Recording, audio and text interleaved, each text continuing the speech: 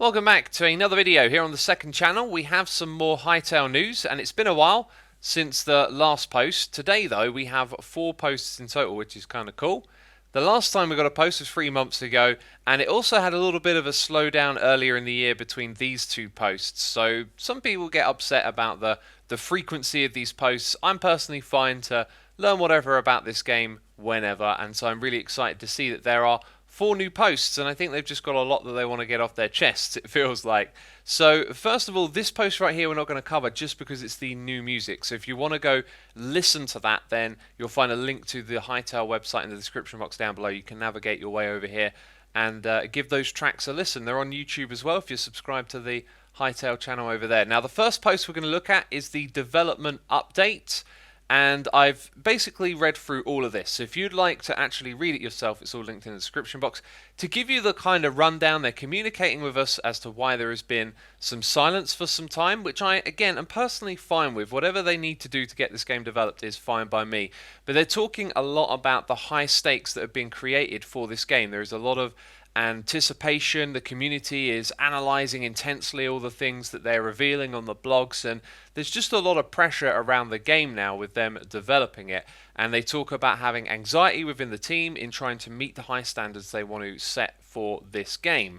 And I think that's all understandable. I think it's a little bit a shame that the culture can be like that. We should have some more patience waiting for this game.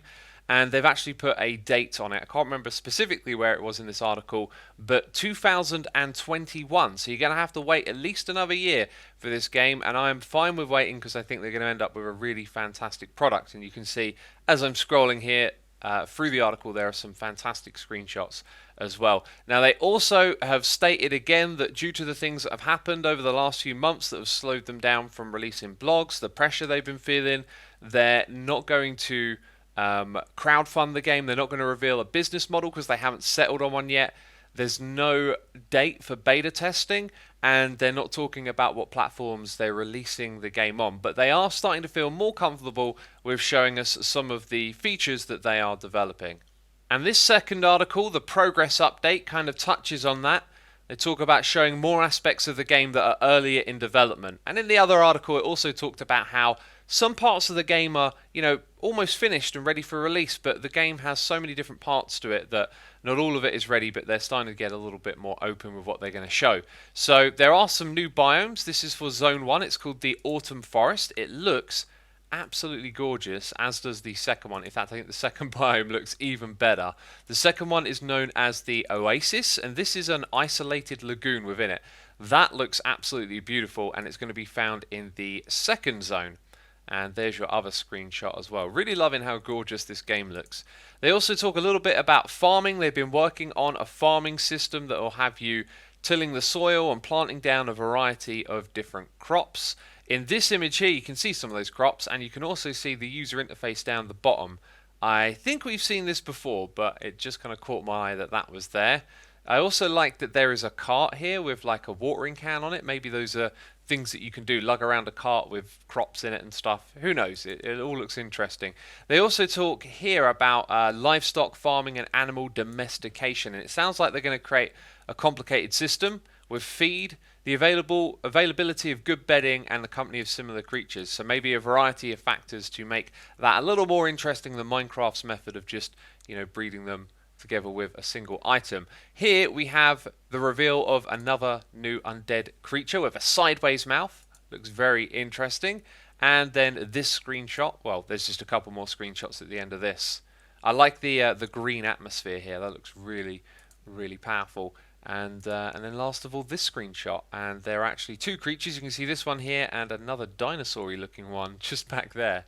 The third post we're covering in this video is the graphics update, and they talk about how they've been developing the game for 4 years now, and they're still working on improving the graphics and getting it to work on low-end hardware. That was actually a key point of this article.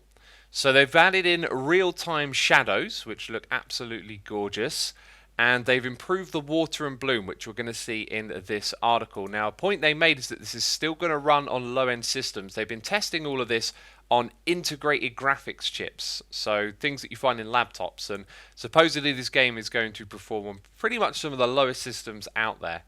But anyway, these screenshots show off the shadows. They look really great. They feel really well implemented into the game based on these screenshots. Here's another one right here with the sun obviously later on in the day, long shadows and all of that.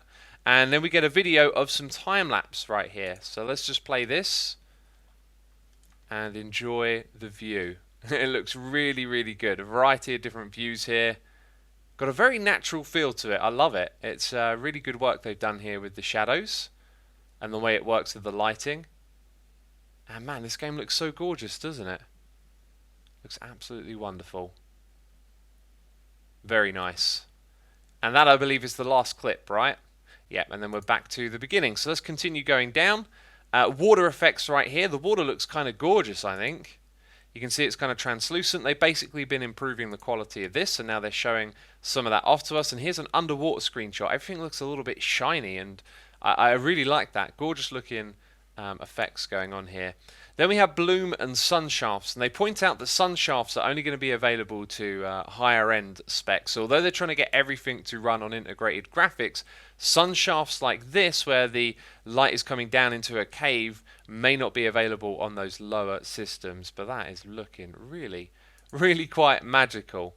As we scroll down, we've got a few more screenshots, and then we get something really cool, some footage of PvP action, or PvE, inside of the game, which ties all of the things that we've been seeing together here. So yeah, really, really beautiful screenshots like here. Even on the inside, you can see there's a lot of detail on the shading. The texture of the windows kind of, is fully preserved in the shadow, which is awesome. So this has sound with it, so I'm going to stop talking while we watch this video together.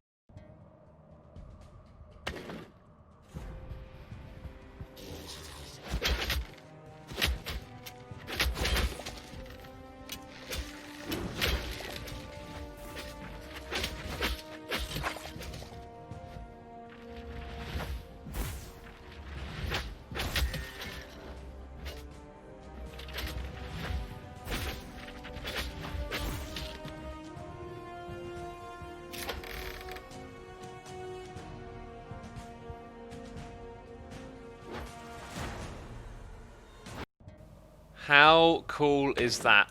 They point out here that they expect the clip to be closely analysed, and I noticed a bunch of things, and I'm not going to go over the top of it, but there's pop-ups down here in the right, there's some sort of objective of a timer up there, and when you watch the PvP action, you can see a variety of different moves going on, especially at the end with that flame sword. There was like a different ways it was being swung. Maybe it's random each time, but kind of looks like there's a fair bit of depth to the combat system, and of course you could spend ages scanning the image, looking for all the blocks and extra little bits that you might not originally notice. It's really, really cool stuff, and I'm glad that we're seeing some posts from the Hytale team again. And as I've kind of stated in this video, no pressure on them really. I'm not one of these people to get overly excited and attached to a game that's in development. I am patiently and happily awaiting to see the game in 2021. If it got delayed to 2022, that's fine. One day we'll get to play this, and I'm sure it's going to be a lot of fun when it's out.